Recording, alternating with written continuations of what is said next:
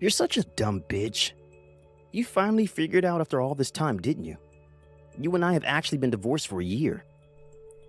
After 5 years of marriage, I found out my husband was having an affair. Shell-shocked by this reality, I immediately headed to the city office to submit the divorce documents. But I'm sorry, ma'am. It seems the divorce procedure for these two individuals has been finalized a year ago already. the receptionist at City Hall gave me back the documents, saying that they had already been filed a year ago. This was the beginning of my discovery of my husband's true nature, which was even more horrifying than adultery. It even had something to do with federal law, and life for him spiraled in what became the very definition of misery. My name is Anne, and I'm 30 years old. I'm a hardworking office woman, and I'm proud to admit that I'm a woman whose number one love is her work. Ever since I can remember, I've always loved to devote myself to something, and because of that, I often get very carried away with my work. Because of this, I couldn't find a boyfriend all that often, and a friend of mine invited me to a blind date, and that's where I met the man who eventually became my husband. His name is Raul, and he is 2 years younger than me. I was never very good at getting on the back seat in a relationship because of my manly, dominant personality.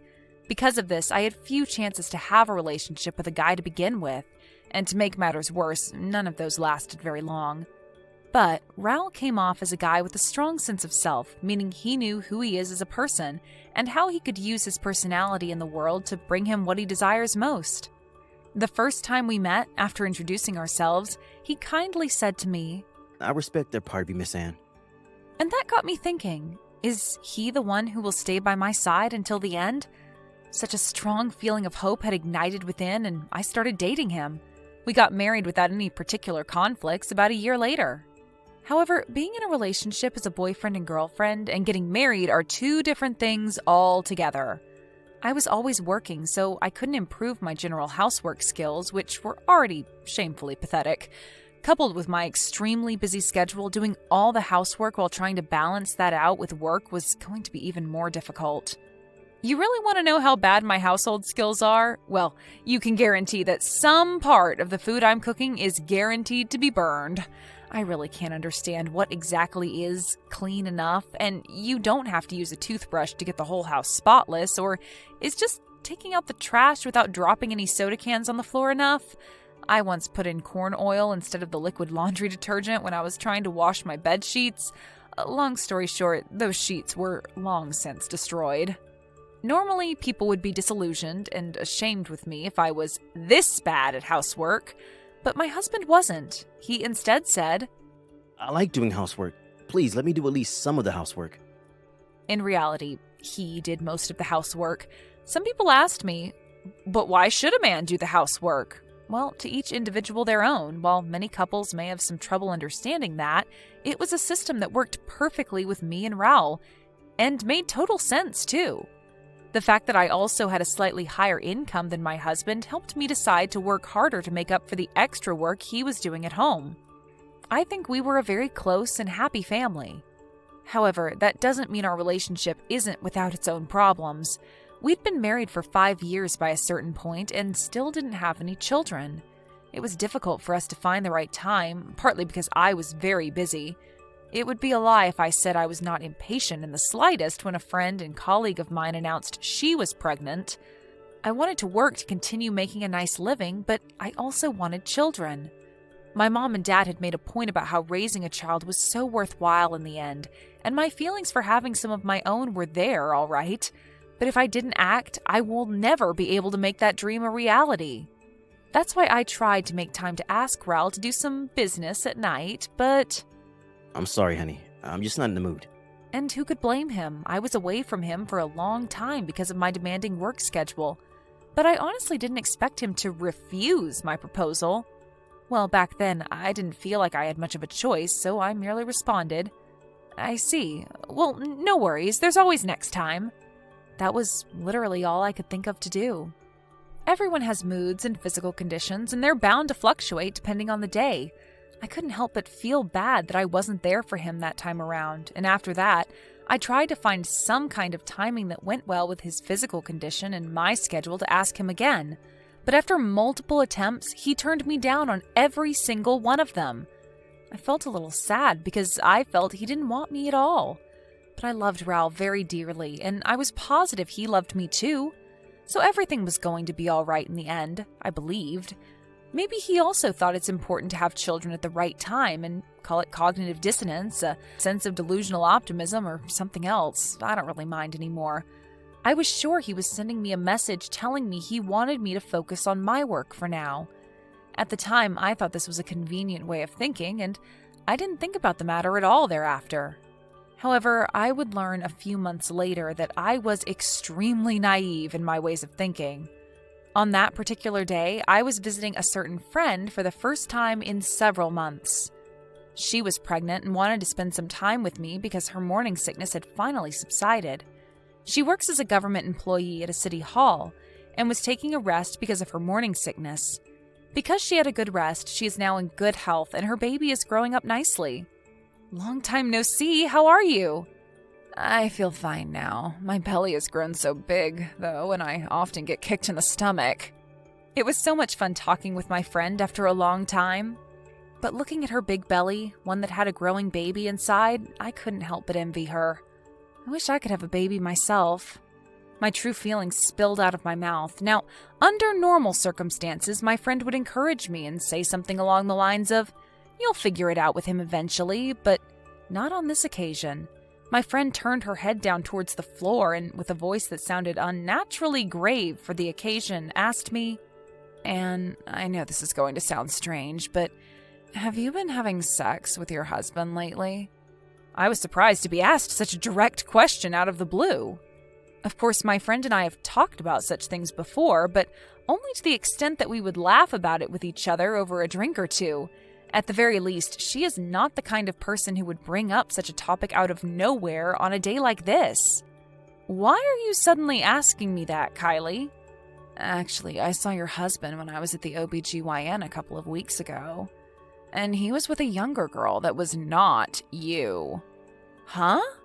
That information hit me like a blow to the head with a sledgehammer. I was absolutely stunned by this completely unexpected story, and my friend noticed and did me the kindness of recounting that scene as she remembered it. At the OBGYN clinic where Kylie went for regular checkups on her pregnancy, she saw a young woman walking out of the examination room with a very happy look on her face. She must have found out she was pregnant. While Kylie was watching the woman from the waiting room, a man who seemed to be her partner stood up, and her smile became broader when he did. The man had his back to Kylie the whole time up until he stood up, and she didn't know who he was until this very moment. But when he and the woman walked away to another corner of the waiting room, she finally saw his face and was dead sure he was none other than Raul, my husband. Kylie showed me the man, and sure enough, he looked exactly like Raul. "Hey, Anne, when was the last time your husband asked you out? Are you having a good time as a married woman?" When my friend asked me that, I suddenly realized something that for some reason had eluded my consciousness for a long time. He hadn't even asked me out to dinner in the past few years, let alone recently, and let alone an invitation to the bedroom. I suggest you really look into it. Perhaps Kylie sensed something about my expression and about how my relationship was potentially plunging into despair, and kindly suggested that I do something about it. And in retrospect, her reasoning could be justified by a couple of things. While I come home late on certain days of the week because of overtime work, Raul often went out drinking on these days since his company has a rule against working overtime, and he was almost always off work on time. That meant he could make as much time as he wanted to go off gallivanting with women. My heart was shaken by this shocking story, but I just couldn't act on it. I loved my husband so much, and I wanted to trust him. And coupled with an immense feeling of guilt for doubting him, I was at the point where I just wanted to forget everything about it. But the more I tried to forget, the more the voices in my head acted up, suspecting Raul of foul play, of Raul having an affair with another woman. I dragged it out for days without being able to sort it out.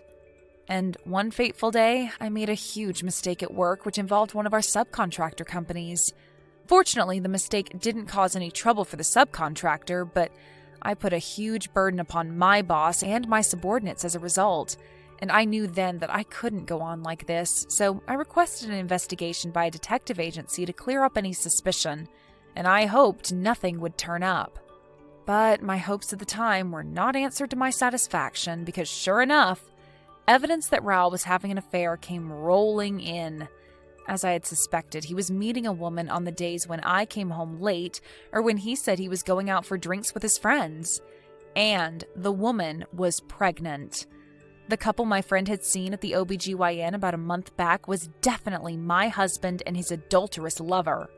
I was so shocked at my husband's betrayal that I stormed up to him with all the evidence. I was so angry that Raul had the audacity to deny me my marriage of 5 years. I was so angry that I was losing my mind and my heart was racing. Raul Pattinson, care to explain what all this means? I'll never forgive you for having an affair and for getting this other woman pregnant. So help me, I'll divorce you. I let myself go ballistic, and I yelled at Raul at the top of my lungs. He'd never seen me like this before. But he just looked at me with a coy smile on his face and replied with an unnaturally calm voice. You're such a dumb bitch. What, you finally figured out all this time, didn't you? Yes, you're divorcing me, I know. But little do you know, we're already divorced. He said something I couldn't comprehend at all. I wanted to leave this man immediately. The repercussions of my love for him came in the form of terrible hatred for the scumbag, and I made him sign the divorce documents, but he kept telling me things like, I'm telling you, Anne, this won't work because it's already done. I ignored these ridiculous comments and immediately went to the city hall to submit the documents. But even stranger.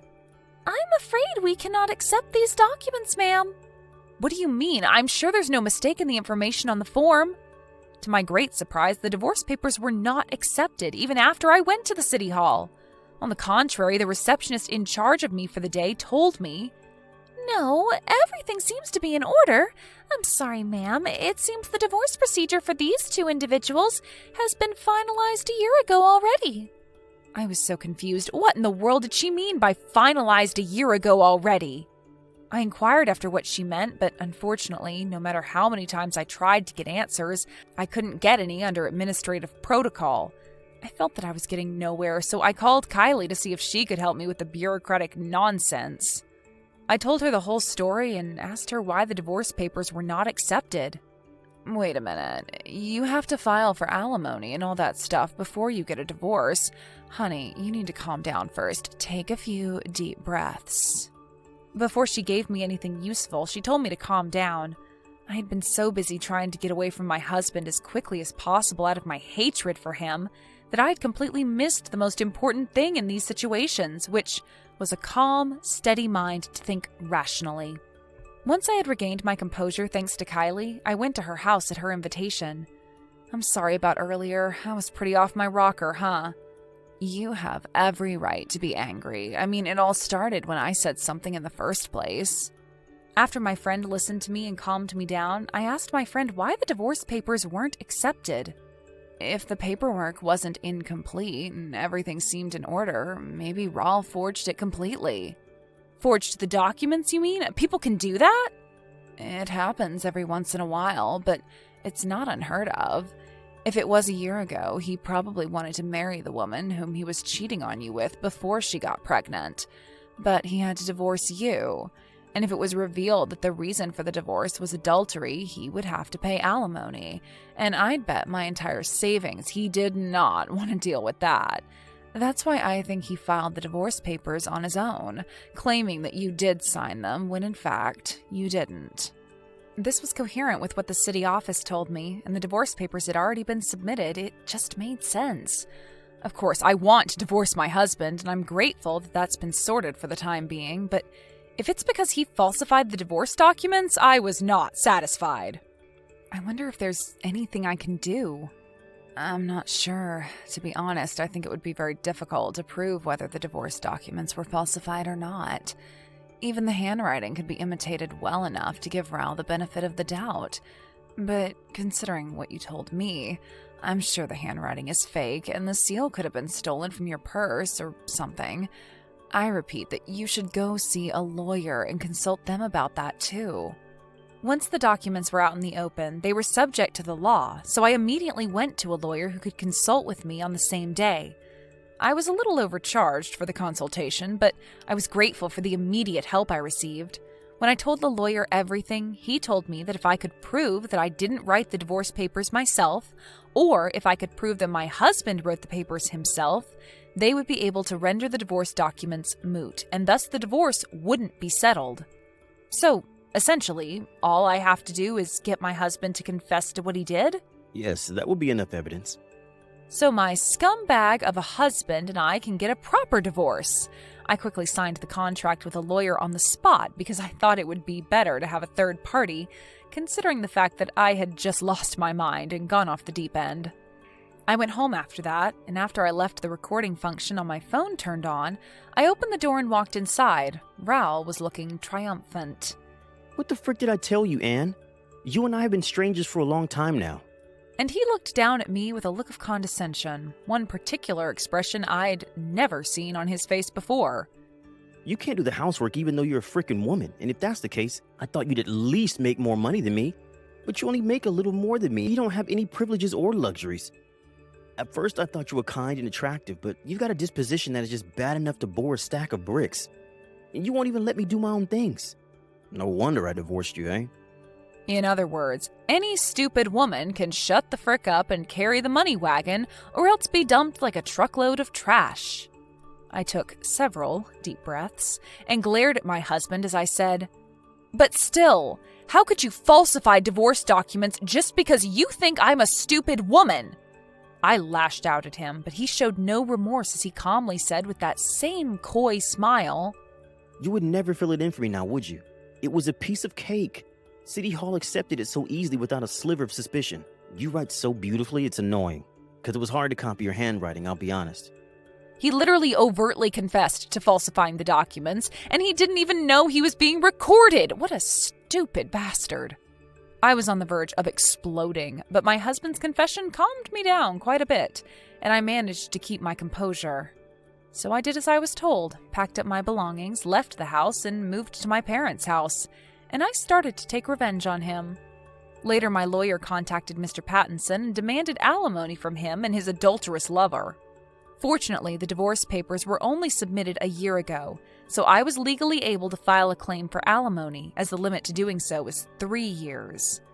Mr. Pattinson, the adulterous partner, whose name turned out to be Olivia, and I had a meeting with my lawyer, and Mr. Pattinson said the normal, unoriginal, She's pregnant now, and life's going to be very difficult for some time. What if something happened to her? He had the audacity to put his own evil doings up on the shelf to make a series of scandalous remarks, but my lawyer calmly responded, If you refuse to comply to the demands for alimony made by Anne, we'll just have to go to court. With all this evidence against you, though, I professionally believe it's going to be hard for the pair of you to win. That's what he told Mr. Pattinson and Olivia, but Raoul was still hesitant to comply. Then Olivia, who couldn't stand the sight of him being tormented as such, finally said, all right, I'll pay you. Now let's get out of here, Raoul, and out of this horrible woman's life. That's what she suggested, and that's when things changed for the better. Oh, no.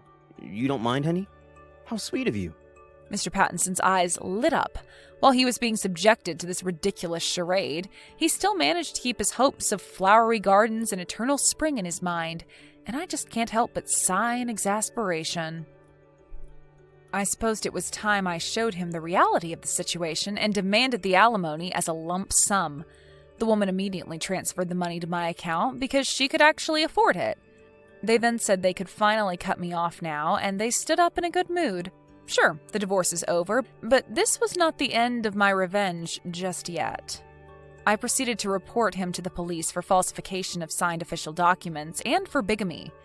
With the recording providing confessional evidence, I could prove that he forged the divorce documents. Therefore, the divorce papers Mr. Pattinson filed a year ago were deemed invalid, and he was now a legal polygamist because he was once married to both me and the woman whom he cheated on me with.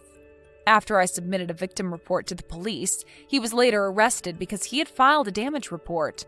The penalty for falsification of signed official documents is a few months to a few years in prison, and for bigamy, it's 2 years in prison. Mr. Pattinson was able to get out with a suspended sentence, but from this point on, things started spiraling down to hell. The woman whom he was having an affair with was actually an employee of a business partner of his workplace. To make matters worse for Mr. Pattinson, she was the daughter of the company's president. He happened to meet her when he went to our client's place of business, and it seems that he had his eyes on her, aiming to marry into money. Mr. Pattinson did have a nice, handsome face, so it seems the adulteress was also attracted to him. The reason he was able to act like that, even though I found out about the affair, was because he thought he could still become the rightful heir to his lover's father's company as a future son-in-law. But it obviously didn't work out quite that way, and her father, the president of the company, was furious that her boyfriend got his daughter pregnant and was even arrested for falsifying official documents. As a result, the company cut off business with his workplace, causing substantial damage to the company. He was thus held liable for the company's damages, and they demanded he pay compensation. As of now, a huge debt rests on his shoulders, and he's struggling to stay afloat. It wasn't supposed to be like this. I was supposed to be rich. Is what a friend of mine heard him scream near some cheap apartment. Olivia had left her husband too, but now she has to face the challenge of raising a child on her own. Plus, it would be hard to get a young man because having a child would put her at the highest disadvantage. Mr. Pattinson filed the divorce documents that I provided once again, and after I submitted them to the City Hall, this time they were accepted without any problem. We got a proper divorce, finally. With the lump sum alimony I received, I moved into a nice apartment close to work, and I'm now immersed in my job, which I love, while slowly learning to do housework, which, I repeat, I am not very good at. I need to reflect on the fact that I left everything to my ex-husband up until now, but nothing ever goes right the first time, and today, I'm enjoying my life alone, trying my absolute darndest to not burn an egg sunny side up.